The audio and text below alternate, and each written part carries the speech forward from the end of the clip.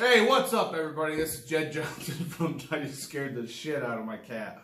This is Jed Johnson from dieselcrew.com. Of course, you know they call me Napalm. And this is a workout video from last night. Basically, this is everything we did last night. And I even put up a temporary dry erase board. And this thing is supposed to stick, but I imagine the walls are just too dusty so it wouldn't stick, so I had to tape it. So I don't know if it's perfectly level or not, but it's pretty good. And I heard that if you use a dry erase in your video, you automatically get more views. So we'll see if that works this time, huh? All right, so Evan and I do a modified conjugate program. So conjugate just means you're blending a bunch of efforts into the same program. So you don't work on one effort for a period of time and then stop and do another effort. You do them all at the same time. And I've done a lot of research on this, i.e. watching YouTube videos, and we decided to implement this at the beginning of 2023, and we've been doing it for almost a solid 2 years now. And I can tell you that our approach has worked extremely well for deadlift and squat. It has not worked very well for press throughout this year, but I think we need to make some modifications. And we really haven't applied it to bench press nearly as much. A little bit for dumbbell bench, but it hasn't worked as well. But I can tell you that deadlift and squats, it works great. So again, what we do is not the normal conjugate style approach or what you'd see labeled as West Side training. Ours is a little bit different because generally with the conjugate program, you do 4 days a week. And I can't fit that in because I do grip 3 days a week. So some people would say, no, you just make it work. And I say, no, grip is my main priority and I make that work. So if you're wondering why we do 3 days, then that's why. So during the workout, we start with an ME lift, a max effort lift. So on this one, it was the bottom pin in the cage. So bottom pin, rack pulls. And it's max effort, so we go for a PR. I know some people, when they do their max effort lift, they go for at least 90%. We try to do a 1 rep max, and usually we try to up the number by 5 pounds. From there, we do 3 sets of 3, and usually the last set is as many reps as you can get. So what we do is we take the number that we're at on this one, we multiply that by 85%, and then we usually round it up. So last night we were supposed to do like 496 or 476. So we did, yeah, it was supposed to be 476, so we did 495. And sometimes we'll even throw chains on there. So sometimes when we go into this stuff, we know this is going to be light. We're going to get like 10 reps on the last set, so we throw chains on. So you're going to see these two in the video. Now, normally after this, right here, we do the dynamic effort, because you might be wondering where's the dynamic effort stuff. Well, on normal conjugate program max effort days, there is no dynamic effort. But because we only do 3 days during the week and not 4, we do the other lower body exercise or the other upper body exercise dynamically on the other day, max effort day. So what I'm saying is, normally on a deadlift day, we would do a max effort deadlift variation and then a dynamic effort squat right after this 3x3. But cornhole took precedence last night, brother. And we had to get out of here quick, so we only trained for about 45 minutes. So we cut the dynamic effort out last night. But normally we would set up either a barbell or safety bar with bands and do box squats for dynamic effort method. Now, after this stuff, and usually this thing, then we go into our accessories and muscle building training. So the accessory that you're going to see is med ball good mornings, or waiter's bows. And the muscle building was bench hyperextension, which I actually modified where I put the front up on a box. I don't know why I never thought about that, but I wanted to get more range of motion. See, what's interesting is while my lower back is pretty strong, I have like non-existent erector spiny muscles in my lower back. It's actually really weird because I do the same stuff that all my athletes do, and my athletes' erectors are like infinitely bigger. Like it's like I have no erectors in my lower spine. So chatting about it with Luke yesterday, I've decided to do Jefferson curls to start out, and I did 3 sets of 3 with 20 pounds. I've never done that. I wanted to go nice and light.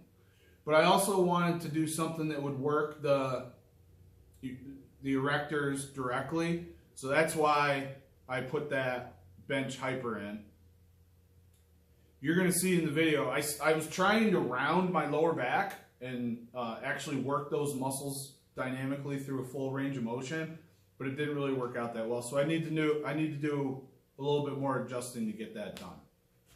So this is pretty much the format that we use on all of our training days.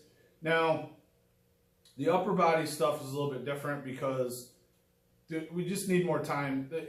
We try to get done in an hour, and on the upper body days, when we do a max effort press or max effort dumbbell bench, then we move into inch overhead training, and it just eats up a lot of time. So that's a big reason why our upper body approach using this method has not been as effective, because on the press and bench days, we don't end up doing this a lot. We end up skipping dynamic effort because that time moves into inch dumbbell overhead work. So it is what it is. We've been talking about making some modifications, but we haven't implemented that yet. So that's what you're going to see. You're going to see the max effort pull we did. So our number before was 555 out of the bottom pin of the rack.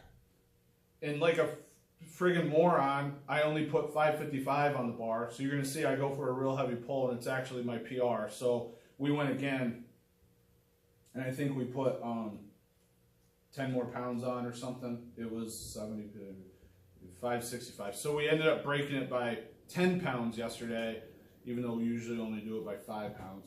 So then you're going to see the 3x3, and you're going to see the accessories and muscle building stuff. And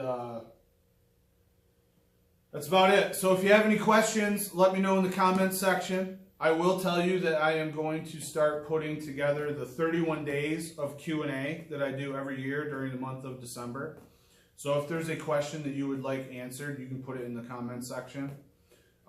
So anything that's related to this particular video, a question, or anything that's not related to this, and it could be grip training or anything else, you can submit the question in the comments. I will be capturing them, screen capturing them, and answering them as we go.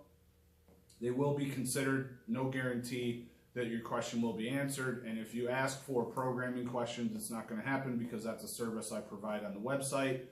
And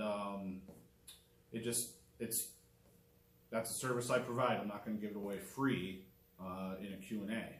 But I can tell you that my programming is good, especially for grip and deadlift and squat. So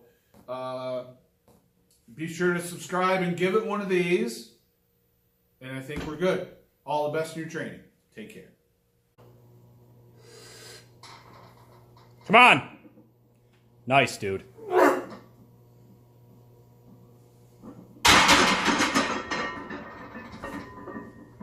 Come on! There you go. Come on.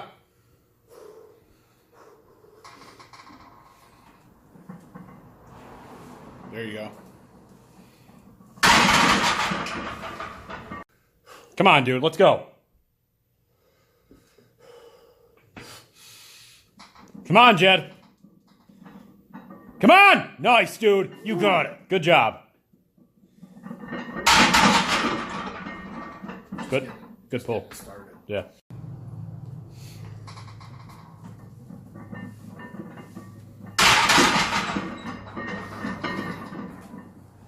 There's two. Come on.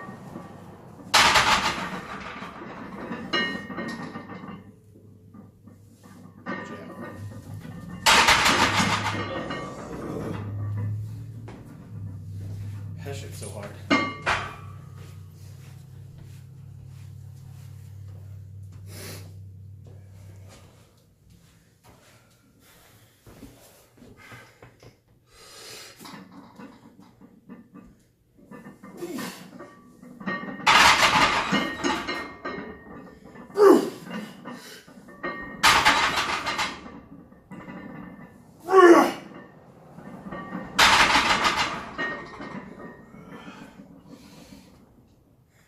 Whew. That's just harder than. Let's go.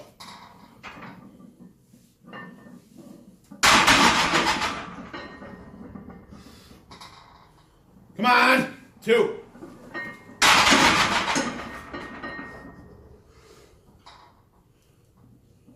Yes.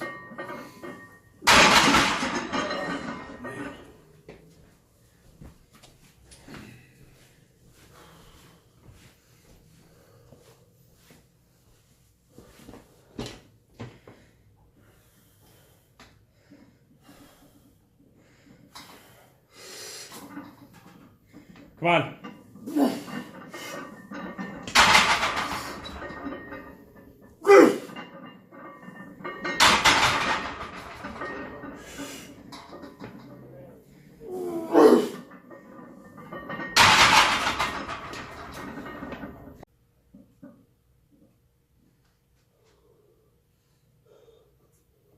Come on, buddy. Come on.